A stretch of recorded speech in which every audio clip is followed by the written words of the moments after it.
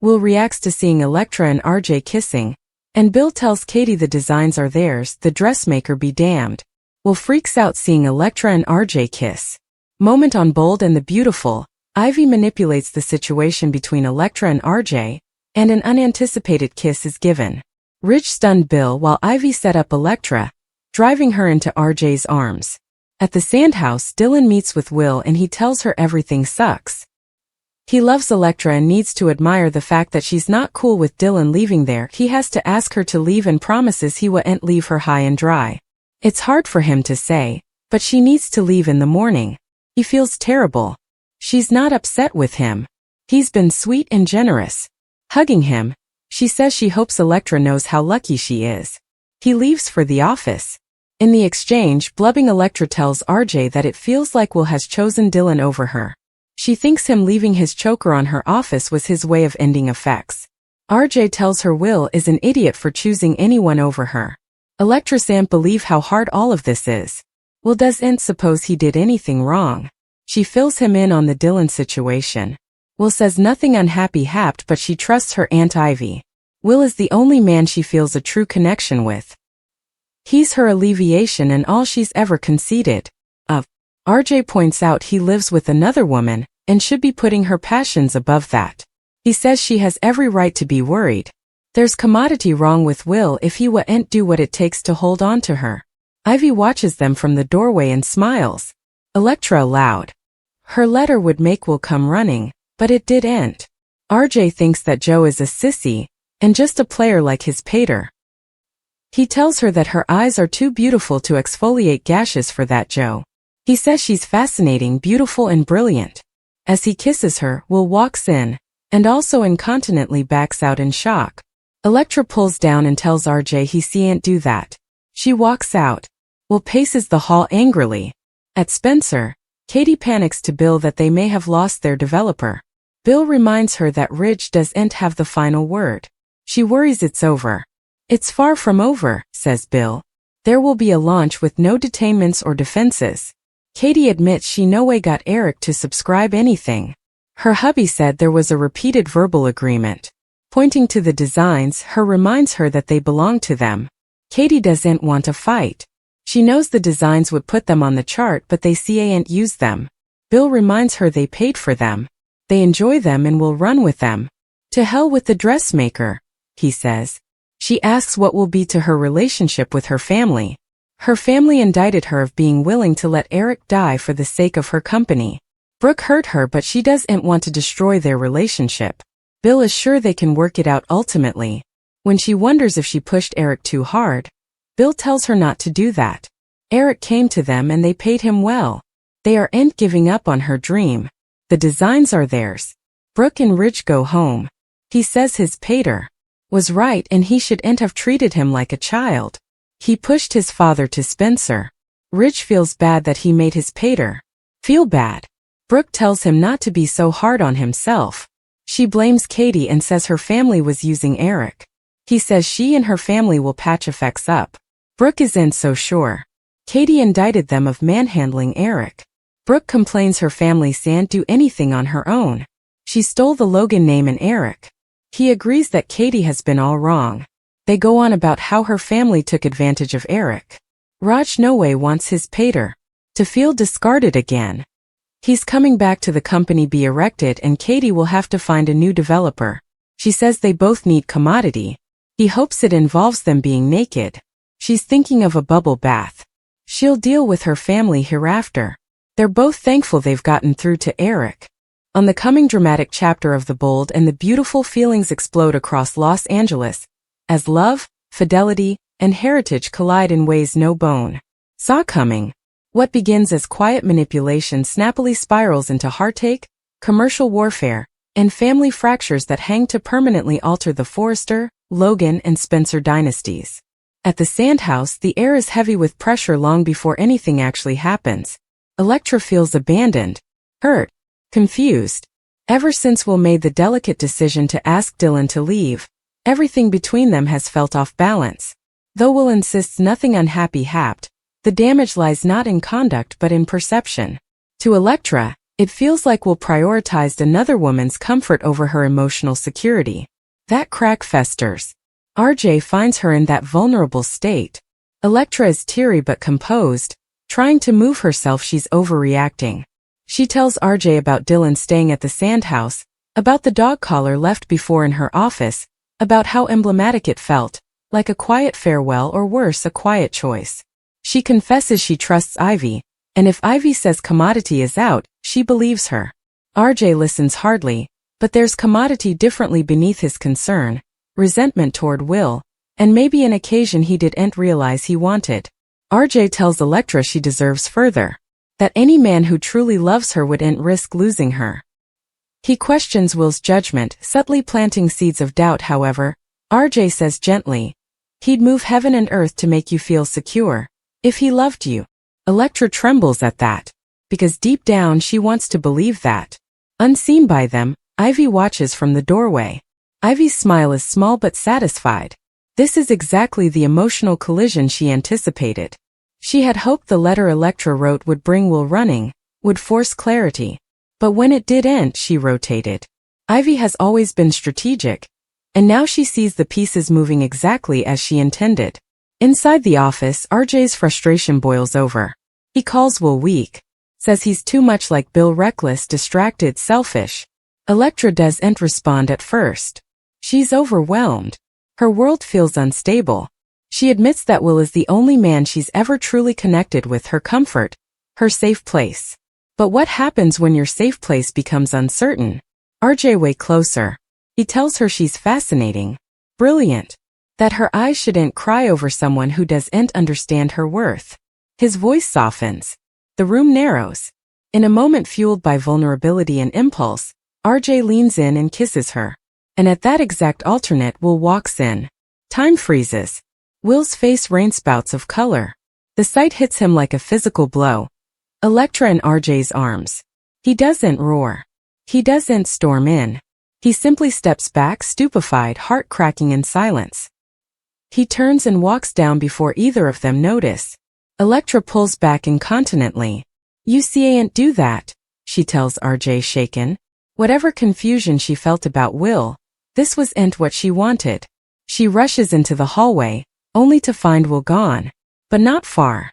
Will paces, furious and hurt. In his mind, the image renewals relentlessly. He'd asked Dylan to leave to cover his relationship. He tried to do the right thing. And now this. Treason? Or was he too late? The foundation of their love suddenly feels fragile. Meanwhile, across city at Spencer Publications, another battle ignites, this one commercial and deeply particular. Katie is twisting. She fears they've lost their inventor now that Rich has stepped back in and Eric has returned to Forrester Creations. Without Eric's functionary hand, everything feels unstable. The launch she envisaged could deteriorate overnight. But Bill remains smooth. Bill Spencer doesn't lose. He reminds Katie that verbal agreements matter. That they paid Eric free-heartedly. That those designs were commissioned, funded, and delivered under their roof. Rich doesn't get to rewrite reality because he feels hovered. Pointing to the sketches spread across the office, Bill declares, "They're ours." Katie hesitates. She doesn't want a war with her family.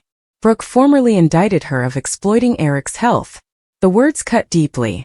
Katie no way wanted to hurt anyone. She wanted to prove herself. To make commodity lasting under the Logan name. Bill's jaw tightens. To hell with the dressmaker, he says bluntly. It's classic Bill. Unapologetic, decisive, argumentative. He refuses to surrender Katie's dream because of Forrester guilt or Logan drama. However, they lose credibility if they back down now. The launch will move forward. No detainments. No justifications. Katie worries about her relationship with Brooke. About Eric. About the allegations that she pushed him too hard. Bill counters that Eric came willingly. He believed in the design. They paid him fairly. There's nothing to lament. But guilt lingers. Back at the Forrester manse, Rich wrestles with his own heart. He admits to Brooke that he treated Eric like a child, pushing him down, questioning his judgment. The idea that his father felt discarded devastates him. Rich vows that won't be again. Brooke still directs her wrathfulness at Katie. She believes the Logans exploited Eric's vulnerability. That Katie saw occasion rather of caution. Ridge agrees Katie crossed a line, though he insists conciliation is possible. Brooke isn't induced. The injuries between the Logans and Forresters run deep, concentrated with decades of contest, treason, and uneasy alliances. Now, with Eric returning home and the Spencer launch brewing, battle lines are being redrawn. Ridge promises his father will no way feel cast away again, however, so be it. If that means blocking Spencer's launch, Katie will have to find another developer. As the night winds down, Ridge and Brooke retreat upstairs, thankful at least that Eric is home. They talk about demanding commodity to reconnect, maybe a bubble bath, maybe closeness, maybe consolation that amidst the chaos, their bond remains complete. But outside those walls, nothing is complete. Will stands alone, scuffling with covetousness and unbelief. Electra stands at a crossroads, scarified she's just destroyed the love she fought so hard to cover. RJ realizes the consequences of a single impulsive moment may ripple far beyond what he intended. And Ivy watches the fallout begin, and understands that formerly trust fractures, it infrequently repairs fairly. The stage is set for explosive competitions. Will demand answers? Will Electra confess the full verity? Will Bill defy Ridge intimately and move forward with the designs? And when the families collide, who'll cover Eric from being pulled back into the center of the storm? In true bold and beautiful fashion, love and ambition are on a collision course. Hearts will break. Alliances will shift. And by the time the dust settles, nothing, and no bone, will be the same. The fallout from that single ruinous moment continues to ripple through Los Angeles on the bold and the beautiful, and by the coming morning, the emotional damage is insolvable to ignore. Will slightly sleeps. Every time he closes his eyes, he sees Electra in RJ's arms. The kiss. The closeness that looked far too natural. He renews his own opinions, asking Dylan to leave, believing he was guarding his relationship, trusting that Electra understood his heart. Now he wonders if he misgauged everything. At dawn, he stands on the deck of the sand house gaping out at the ocean, scuffling with pride and pain. Part of him wants to storm into Forrester Creations and defy RJ incontinently. Another part of him is hysterical of what Electra might say if he gives her the chance to explain. Across city, Electra is inversely shattered. She spends the night questioning her judgment. She knows the kiss meant nothing, at least not from her side. It was a moment of vulnerability, of emotional load. RJ took advantage of timing, not of her heart. But how will see it? Will he believe her? Or will he assume she was formerly slipping down? Her phone sits untouched on the nightstand. She drafted a communication to Will 3 times and deleted it 3 times. We need to talk feels too cold. It wasn't what it looked like feels protective. I love you feels hopeless. Meanwhile, RJ wakes with remorse mixed with stubborn defense. He tells himself Will had it coming. That if Will truly valued Electra, he wouldn't have let effects get so complicated with Dylan. RJ convinces himself he was simply showing Electra what devotion looks like. But deep down he knows the verity. He crossed a line. And now Will knows it. At Forrester Creations, pressure simmers beneath the face. Ridge arrives beforehand, determined to stabilize both the company and his father's heritage. He meets with Eric intimately in the design office. Eric looks tired but bent. Returning home to Forrester has given him clarity. He doesn't remorse uniting with Katie and Bill. He believed in the designs, but he does lament the family division it caused. Ridge apologizes again for distrusting him, for pushing him down. Eric listens precisely before placing a steady hand on his son's shoulder. Heritage isn't just about control, Eric says. It's about trust. The words hit Ridge hard. But trust is exactly what's unraveling far and wide differently. At Spencer Publications, Bill is formerly in attack mode. He calls the legal platoon to confirm the strength of their claim over Eric's designs. Contracts, verbal agreements, payment records, he wants everything airtight. However, Bill plans to fight aggressively if Ridge attempts to block the launch. Katie watches him from across the office, disaccorded. She wanted a triumphant debut. A fresh launch for her brand. Commodity to stand proudly beside Forrester without contending directly. Now it feels like war. She worries about Eric being caught in the middle again. She worries about Brooke. And utmost of all, she worries about whether ambition is going her further than she anticipated. Bill senses her vacillation. He reminds her that stepping back now would validate every blameworthiness that she can't stand singly from her family. You wanted this, he says forcefully. Don't let guilt steal it from you. But guilt is important. Back at the sand house, the ineluctable battle eventually arrives. Electra shows up mid-morning, heart-pounding. Will is outside, stiff and guarded. The silence between them is heavier than crying. I saw you, he says still. Electra nods, gashes formerly forming. It wasn't what you suppose. It looked enough clear. She explains everything, how overwhelmed she felt, how RJ was assuring her, how the kiss caught her off guard. She admits she should have pulled down briskly. She admits she was hurt about Dylan. But she insists she no way stopped loving him. Will listens, but instability creeps in. You trusted Ivy over me, he says. You let dubieties grow rather of talking to me. That stings because it's true. Electra realizes she allowed Ivy's subtle suggestions to influence her. Ivy no way outright prevaricated. She simply emphasized details in a way that heightened dubitation. And Electra, formerly feeling vulnerable, absorbed it all. Do you love him? Will eventually asks. No, she says incontinently. I love you. The simplicity of that answer softens commodity in him. But trust, formerly shaken, doesn't snap back into place. He admits seeing them together felt like treason. Like perhaps he was the only one fighting for the relationship. Electra counters that she felt alone when Dylan stayed at the sand house. They both see now how miscommunication widened the gap. For the first time they admit the real problem isn't RJ or Dylan, it's their incapability to defy fear directly. They don't break up. But they don't completely attune moreover. Rather, they agree to decelerate down. To rebuild trust designedly. It's a fragile armistice, one that could shatter again with the wrong punch. And Ivy is further than able of nudging. Latterly that autumn, Ivy casually approaches RJ at the office. She pretends surprise when she learns Will witnessed the kiss. RJ skirmishes it off, averring Will merited the wake-up call. Ivy studies him precisely. She senses both bravado and query. You may have complicated effects, she says mildly. RJ counters that perhaps complications were necessary. Perhaps Electra deserves someone stronger. Ivy doesn't argue, but her mind spins. Chaos can be useful if controlled duly. At Forrester, Brooke confronts Katie directly. The sisters' meeting is icy from the launch. Brooke accuses Katie of deliberately placing Eric in a stressful position. Katie fires back that Brooke no way supported her independence. Old injuries face, comparisons, favoritism, times of competition masked as sisterhood. Katie insists she no way meant to harm Eric.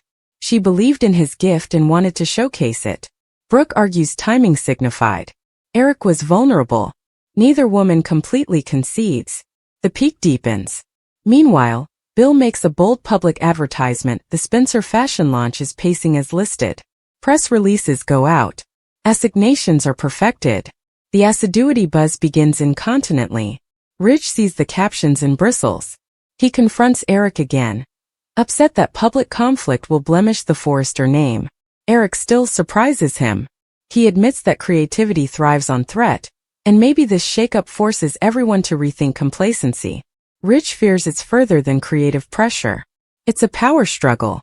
As launch day approaches, alliances still shift. Will throws himself into work, trying distraction. Electra volunteers to help on a Forrester design, hoping focus will quiet her anxiety. RJ channels his frustration into new sketches, designs that feel edgier, more aggressive. Katie begins second-guessing lower and strategizing more. However, it must be with inarguable impact, if Spencer is entering the fashion world. Bill pushes for spectacle. Bold outlines, dramatic staging, captions that can't be ignored. The night before the launch, Eric stands alone in the Forrester shop, gaping at once collections. He reflects on heritage, how frequently love and ambition intertwine sorrowfully in this family. He no way intended his collaboration with Katie to spark war. Yet then they are. He wonders if conciliation is still possible. Launch night arrives with electric expectation. The venue glitters with assiduity interposers, intelligencers, influencers. Bill thrives in the limelight. Katie looks radiant but tense. The collection, Eric's designs, commands attention. Structured fineness blended with ultramodern